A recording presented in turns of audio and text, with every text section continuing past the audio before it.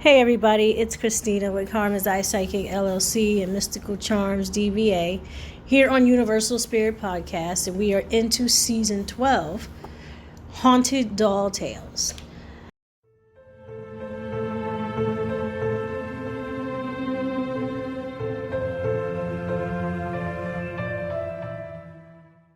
Now, the first doll I'm going to talk about is the very first doll that started this whole haunted doll collecting in the first place. And this would be Cecille. And I put a link in this episode, and if you go to the page, her store page, she looks absolutely terrifying. And yet this doll is barely 10 inches tall. And honestly, she made me a believer. Now, the story of Cecille, I don't know exactly where she came from, but she has this eeriness about her. Every now and again, she can be sweet as a butterfly, but she causes a little trouble, especially quarrels with people within the home, which I noticed when I brought her into my house. Well, at least when I found her in my house. How about that? That's better to say. I didn't purchase her, but she ended up in my bag somehow. I went to a thrift store, got some stuff, did not get this doll, and then she appeared. She told me her name was Cecille, and I already told you guys in episode 1 how I do my process when I go into deep meditation, when I'm holding the objects. I've had her now, I would say, for about 3.5 years. Okay. And the energy that I got off of her is that she is nosy. And you may find yourself confessing things to her instead of people. She does have this very come sit and talk to me type energy. Her energy is empowering, but can cause burnout if you have a huge ego. If you want to talk way too much, she will definitely sit there and let you talk. But by that time, you have run out of things to talk about, especially if you're talking about yourself. She's a great gift to someone you would like to get information out of over a period of time. Because some people might look at her and she can be a little bit off-putting.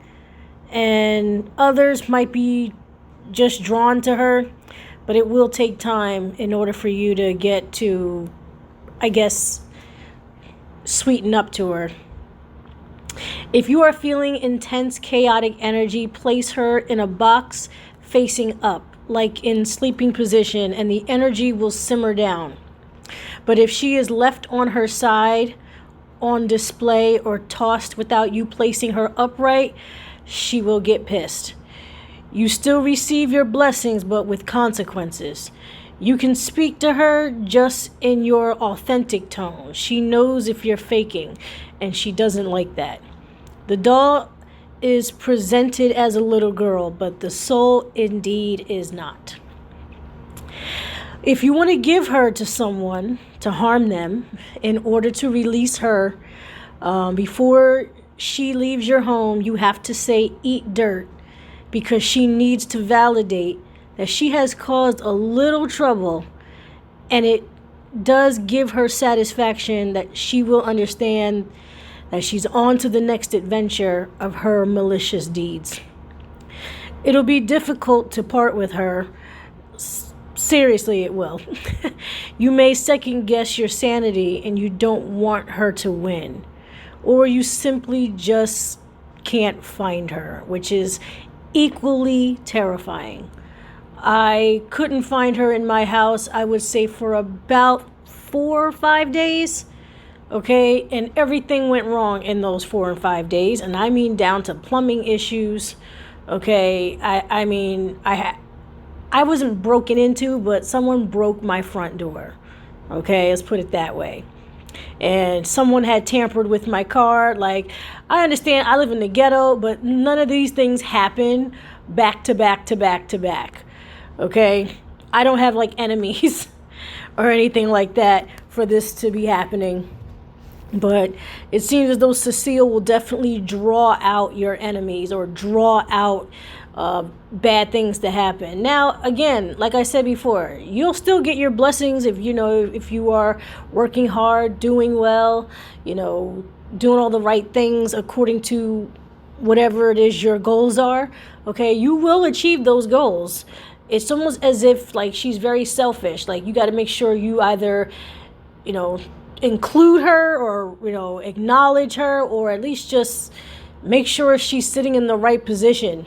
Don't have her tapped over. Don't have her just random. If you have pets, don't just have her in random places. Definitely keep an eye on her, and I promise you, as scary as she is, because she's no longer in my house, she's now in my warehouse with all of my, business supplies and retail items.